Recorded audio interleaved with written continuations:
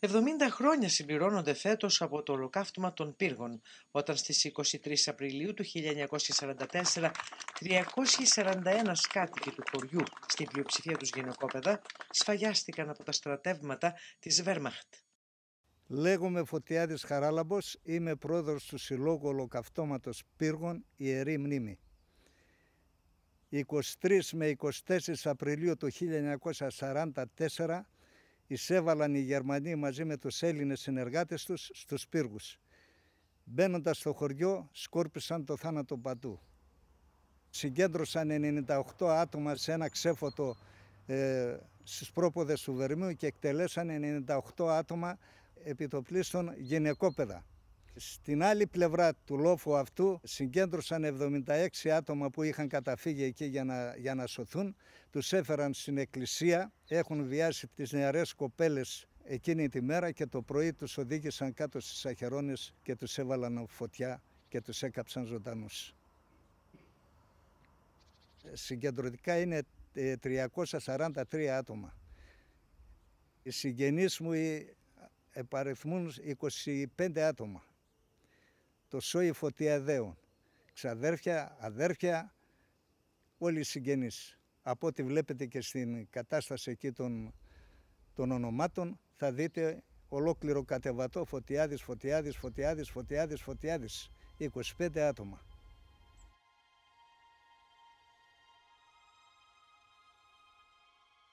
Η οικογένειά μου θρηνεί 9 άτομα. Η μητέρα μου και 8 παιδιά, τα αδέρφια μου. Τους έκαψαν ζωντανούς.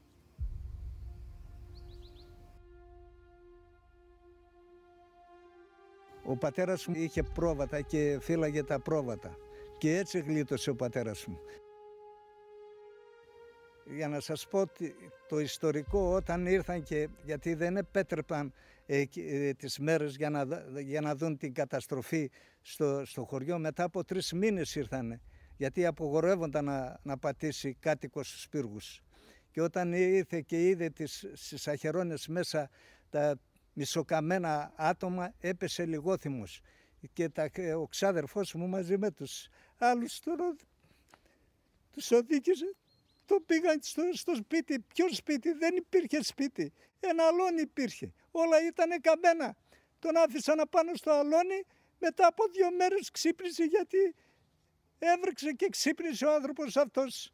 Δηλαδή μόλις είδε τα άτομα του μέσα στην αχερόνα καμμένα, μισοκαμμένα και τα ανέψια του και τους συγγενείς του.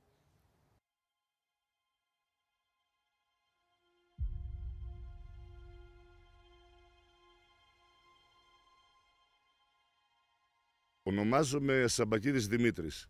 Έχω την τιμή να είμαι πρόεδρος της μαρτυρικής κοινότητας Πύργων, με το παλαιό όνομα, στην εποχή στην οποία θα αναφερθούμε, Κατράνιτσα.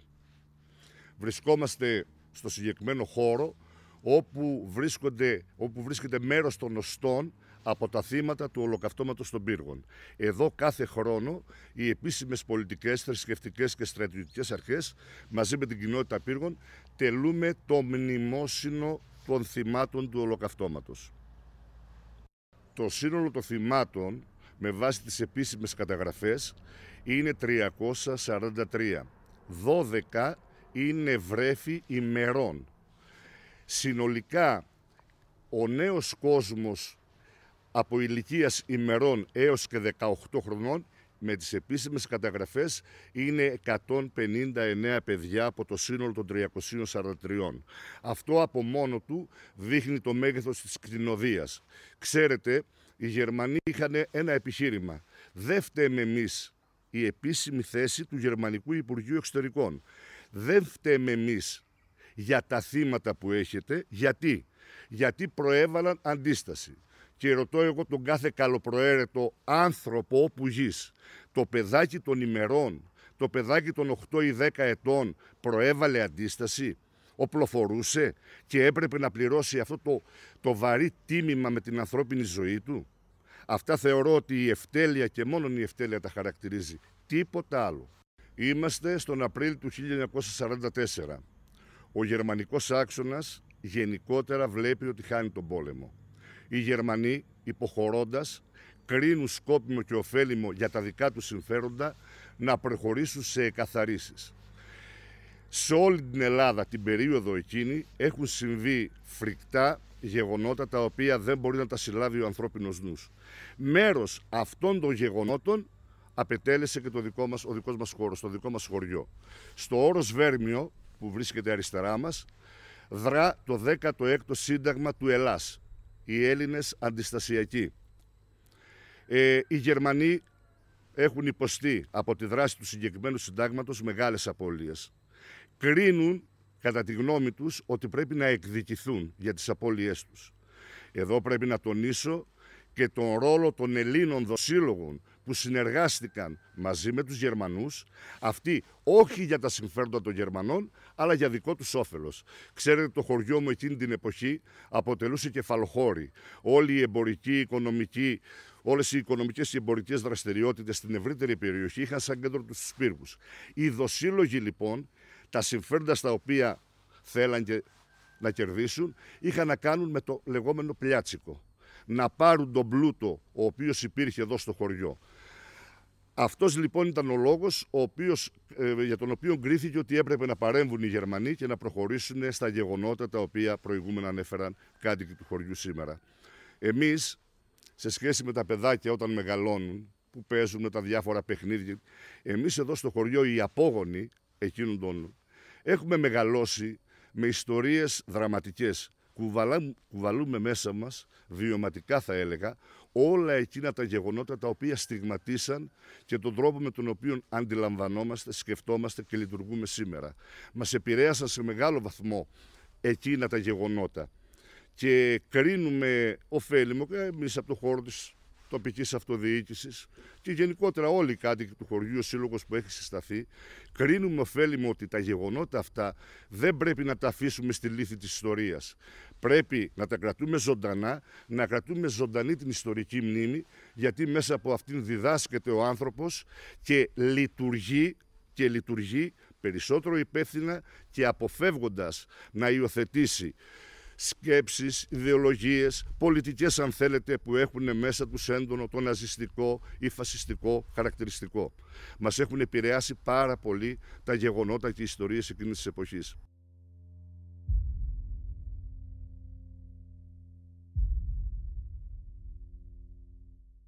Είμαι Αντώνης ο Φωτιάδης, απόγονος από τα θύματα του Ολοκαυτώματος. Βρισκόμαστε στην Αχαιρώνα, μία από τις 5 Αχαιρώνες όπου κάηκαν αβάπτιστα και οι οικογένειες μαζί με τις γυναίκες και τα παιδιά τους, όλες οι οικογένειες. 25 θύματα εδώ μέσα οικογένειας Φωτιαδέων είναι καμένα εδώ μέσα σε αυτή την Αχαιρώνα. Μετά από πολύ διάστημα που ήρθα, μετά από 2 μήνες, 3 μήνες πόσο κάνα για να τους επιτρέψουν να έρθουν να μαζέψουν τα υπολείμματα από την καταστροφή, ήρθε ο πατέρας μου, ο οποίος σώθηκε μόνο αυτός, ήταν 14 χρόνων τότε μαζί με τον πατέρα του, και ψάξανε μέσα στα θύματα και βρήκανε το χέρι της αδερφής του γύρω στους 8 χρονών μέσα σε μία τρύπα στην Αχαιρώνα και το γνώρισαν από το κομμάτι του υφάσματος που φορούσε το παιδί, η αδερφή του.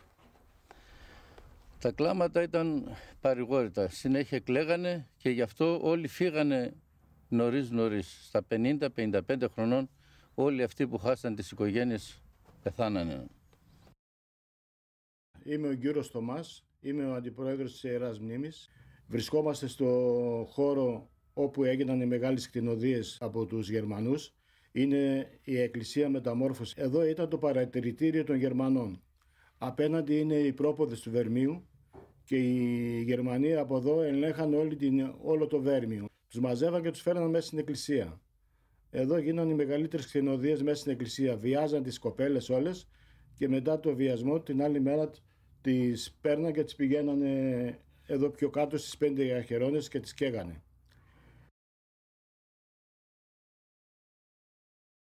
Για να μην είναι μάρτυρες στα όργια που κάνανε πάνω στην εκκλησία.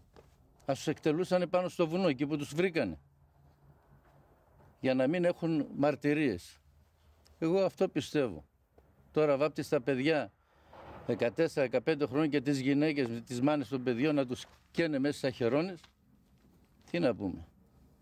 Ό,τι και να πούμε είναι... Ήτανε πάνω στο βουνό. Σε μια σπηλιά κρυφτήκανε.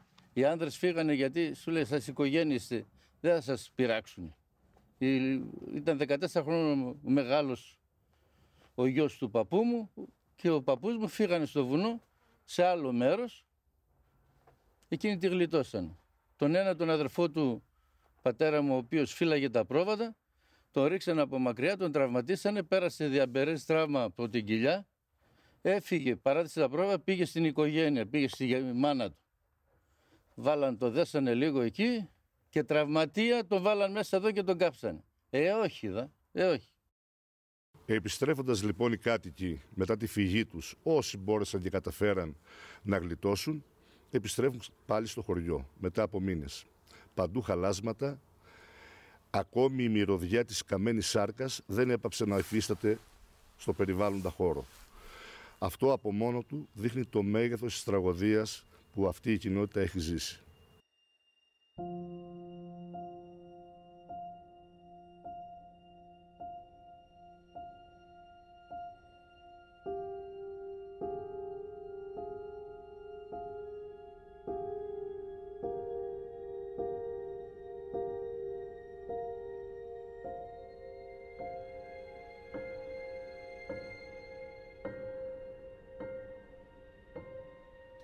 Δύσκολο. Η διάρκεια του πολέμου ήταν πολύ δύσκολη. Μας κάψανε και φύγαμε από εδώ. Δεν αφήσανε σπίτι για σπίτι. Αφού καήκανε και οι πέτρες από τα σπίτια, πέτρινα ήταν τα σπίτια. Η πέτρα ήταν χτισμένα, δεν ήταν τσιμένα. Και κάηκαν και πέτρες. Και κάηκαν και πέτρες γιατί το εισόδημα ήταν τον Οκτώβριο. 23 Οκτώβριου που μας κάψανε, γιατί ο κόσμος έχει μαζέψει την παραγωγή και ήταν γεμάτες οι αποθήκες και τα σπίτια. Και κάηκαν όλα. Ήρθαν οι Γερμανοί εδώ το πρωί. Μόλις ήρθαν εμείς βγήκαμε έξω. Φύγαμε προς το βουνό. Να κρυφτείτε. Να κρυφτούμε. Είμαστε μέσα στο ρέμα. Αρκετές οικογένειες. Πάνω εδώ στο Βέρμιο. Και ήρθε το αεροπλάνο. Έκανε μια γύρα και ο πατέρας μου σηκωθήκανε. Μας πήγε 100 μέτρα πιο πάνω, σε 10 λεπτά ήρθαν τους άλλους, όλους τους έμασαν και εμείς γλιτώσαμε. Άλλοι πήγαν συγκεντρωμένοι όλοι σε ένα μέρος που τους πιάσανε δυστυχώς, άλλοι πήγαν εδώ και εκεί. Εμείς η οικογένειά μας, γύρω το κόλπο άρχισαν και οι όδμοι να πέφτουν εδώ και εκεί, φοβήθηκαν ο κόσμος, άρχισαν να φεύγουν. Τραυματίζεται η μάνα μου στο χέρι. Την χτυπήσανε με το όπλο. Ναι, με σφαίρα χτυπήθηκε και τραυματίστηκε. Ο αδερφός μου, ο Γιώργος, αυτός χτυπήθηκε στην πλάτη. Αυτός πόσο χρονών ήταν? 12. Τώρα ζει? Όχι. Ούτε η μάνα μου. Αφού τους σκοτώσαν εκεί. Σκοτώσαν τη μάνα που ήρθαν ύστερα, σκοτώσαν και τον αδερφό και φύγαν. Τι σου έκανε αυτό το παιδάκι 5 χρόνων? Πώς το σκοτώνεις εσύ αυτό το παιδί? Εντάξει, σκότα. Τι σου έκανε όμως 5 χρόνων? Και εκείνο φωνάζει μάνα. Εκείνο τσιρίζει μάνα. Το ένα φωνάζει μάνα και το άλλο είναι τραυματισμένο. Σκότωσαν 150 γυναικόπαιδα και άλλοι χτυπήθηκαν, άλλοι τραυματίες, άλλοι σκοτώθηκαν. Και το παιδί είναι από εδώ και το κάδρο που βλέπετε. Εδώ θα σκοτώσουν και εμάς τους άλλους που έζησαν 150. Μας έχουν έτοιμους να μας σκοτώσουν. Εγώ ήμουνα 4 χρονών. Μας πήραν από τα σπίτια, μας συγκέντρωσαν εδώ. Τους άνδρες τους πήγαν εκεί πέρα, τους σκοτώσανε και μας εξορίσαν. Και εκεί μας μαζέψαν, ήταν έξω και είχε πλάκες, πέτρες και μας βάλαν εκεί οι Γερμανοί μας όλους. Και πήραν τα ζώα μας τότε, όλα τα ζώα τα κόψαν. Τότε πήραν και τα δικά μας τα ζώα και ο παππούς μου και η γιαγιά μας. Και μας είχαν εκεί. Και ύστερα αφού μαζευτήκαν όλοι μαζί, μας πήραν και μας φέραν εδώ στην Πτολεμαΐδα. Εκεί ήταν το μαρτύριο. Ήταν το μαρτύριο. Πόλεμο νεύρο κάνανε. Έβαζανε έτσι καλή ώρα από τώρα όπως είναι αυτό εδώ. Το έβαλαν και μπροστά έβαλαν το πολυβόλο και μας κάνανε πόλεμο νεύρο, Και έκλαιγαν οι γυναίκες όπως έκαναν τους άντρες μας, λέει, θα μας κάνει και εμάς, έλεγαν οι γυναίκες. Αυτές που ήταν μεγάλες και έκλαιγαν όλες οι γυναίκες.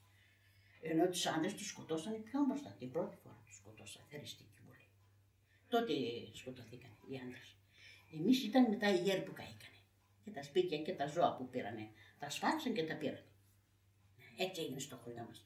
Και από εκεί και ύστερα το δράμα ήταν, ήρθαμε εδώ στην Πτολεμαίδα. Εγώ αυτά που έζησα με τα μάτια και τα είδα, αυτά ήταν εκείνη τη στιγμή. Και εγώ θυμάμαι πώς μας σήκωσαν από το κρεβάτι και είχα και ένα αδελφό μικρό, 1 χρονό ήταν. Μάνα δεν είχαμε. Τη μαμά μου τον πήραν ξυπόλυτο. Τους σκότωσαν εδώ. Και σε αυτό το ηρόγωνο, όχι σε εκείνο. Με το που μπήκαν οι Γερμανοί εδώ, βγήκε. Ο πατέρας μου ήταν 38 χρονών. Το 6 ήταν γεννημένος, το ξέρω. Ο πατέρας μου. Και από τη γειτονιά, μερικοί που ήταν 40άριδες, 30άριδες, τα παιδιά δεν βγήκαν να τους προϋπαντήσουν τους Γερμανούς με τσίπορο. Και το πέταξαν το τσίπορο, δεν ήθελα. Φοβούνταν το μη τους δικτυάσουν, και εκεί με το που τους το πέταξαν το τσίπορο, άρχισαν να είχαν μάσει την κάτω συνοικία, στην Παναγία, και τους πήγαιναν στην Πτολεμαΐδα για να τους βάλουν στον Ταχάο. Χτύπαξε, να μην τα δείτε κανείς πουλάκι, να μην τα δείτε. Όταν μας πήγαιναν εμάς τους 150 που γλίτωσαμε από εκεί, όταν μας πήγαιναν στην Πτολεμαΐδα, αυτά τα χωριά, η Πτολεμαΐδα όλοι, σε μια εκκλησία μαζεύτηκαν και μούγκρισαν. Δεν κλαίγαν, μούγκρισαν. Τέτοιο κακό. Το χωριό και όταν λες και όταν όλο το δέρμι. Πώς να περάσουμε τη ζωή. Είδαμε σαν τα έρμα πουλιά. Πώς να περάσουμε. Όταν χάσεις όλη σου την οικογένεια, πώς θα περάσεις. Στα ξένα χέρια ευτυχώς είχα 2 θείες δασκάλες, κάτω στη Βέρεια ίσα, και πήγαμε με τον πατέρα μου εκεί, κάτσαμε 2 χρονάκια, μετά ήρθαμε, αντικατασταθήκαμε, κάναμε το σπίτι. Τι σπίτι, μια καλύβα. Το θυμόμουν αυτό το πράγμα στο βουνό που ταλαιπωρημένα που τρέχαμε. Θυμάμαι. Τράξει η μανούλα μου με τον αδερφό μου. Χεράκι τότε το παθεί. Το χέρι του αδερφού μου σακατεμένο είναι. Ένα χέρι έχει εδώ, ατοματικό χάλια. Ψηφέρα εδώ. Καταστράφηκε το χέρι του εδώ. 1,5 χρονών. Δύσκολα χρόνια. Εμείς το σπίτι μας το κάψαν, τα ζώα, τα πάντα, όλα τα ρήμαξαν. 10 άτομα στο σόι το δικό μας είναι μέσα, έτσι. 10. Μεγάλωσα με τους παππούδες και τις γιαγιάδες και τις μανάδες και τους πατεράδες μας, οι οποίοι κάθε μέρα στις συγκεντρώσεις που είχαμε στις Βεγγέρες, στο σπίτι ή οτιδήποτε, συζητούσαν για το μεγάλο γεγονός της καταστροφής και της εκτέλεσης των ανθρώπων και μετέπειτα βέβαια της αντίστασης που γινόταν στο όρος Βέργιο. Οι παλιοί δεν έρχονται.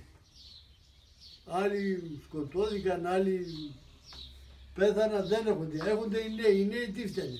Φταίνε τίποτα. Δεν φταίνε. Και τους αγκαλιάζουμε, τους καλωσορίζουμε. Και εγώ χαίρομαι που ήρθατε και πριν τη συνέντευξη να το μάθει ο κόσμος αυτό το κακό που έγινε στον κόσμο. Όλοι να το μάθουν. Οι νέοι δεν το αισθάνονται ακόμα. Δεν ξέρουν ότι είναι κακό πράγμα έπαθε ο κόσμος. Να το μάθουν και οι νέοι είναι καλό. Γι' αυτό έρχεστε και παίρνει τη συνέντευξη.